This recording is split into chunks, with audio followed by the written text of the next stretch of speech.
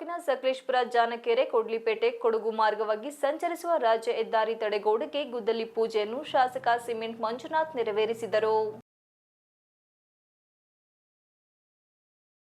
ಹೆತ್ತೂರು ಗ್ರಾಮ ಪಂಚಾಯಿತಿ ಅಧ್ಯಕ್ಷರಾದ ನಾಗರಾಜ್ ಸೇರಿದಂತೆ ಮುಖಂಡರು ಕಾರ್ಯಕರ್ತರ ಸಮ್ಮುಖದಲ್ಲಿ ಶಾಸಕರಾದ ಸಿಮೆಂಟ್ ಮಂಜು ಹೆತ್ತೂರು ಗ್ರಾಮ ಪಂಚಾಯಿತಿ ವ್ಯಾಪ್ತಿಯ ಜನ್ನಾಪುರದಿಂದ ಸಕಲೇಶಪುರಕ್ಕೆ ಸಂಚರಿಸುವ ಮುಖ್ಯ ರಸ್ತೆಗೆ ತಡೆಗೋಡೆ ಗುದ್ದಲಿ ಪೂಜೆ ನೆರವೇರಿಸಿದರು.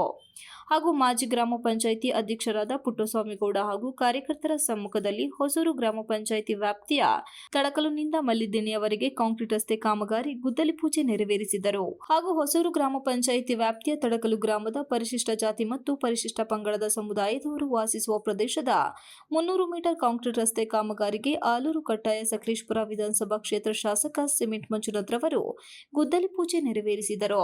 ಇದೇ ಸಂದರ್ಭದಲ್ಲಿ ಗ್ರಾಮಸ್ಥರು ಶಾಸಕರೊಂದಿಗೆ ಚರ್ಚಿಸಿ, ನಮ್ಮ ಗ್ರಾಮ ತಾಲೂಕಿನ ಗಡಿನಾಡಿನಲ್ಲಿದ್ದು ನಮಗೆ ಅಧಿಕಾರಿಗಳು ಹಾಗೂ ಜನಪ್ರತಿನಿಧಿಗಳಿಂದ ತಾರತಮ್ಯವಾಗುತ್ತಿದೆ. ನಮಗೆ ಹಲವಾರು ಸಮುದಾಯದ ಅಭಿವೃದ್ಧಿ ಸೇರಿದಂತೆ ಸರ್ಕಾರಿ ಸೌಲಭ್ಯಗಳಿಂದ ವಂಚಿತರಾಗಿದ್ದೇವೆ. ಯಾವುದೇ ಸರ್ಕಾರಿ ಸೌಲಭ್ಯ ಗ್ರಾಮಕ್ಕೆ ಬಂದರೆ ಅದನ್ನು ಬೇರೆ ಕಡೆ ಬದಲಾವಣೆ ಮಾಡುತ್ತಾರೆ.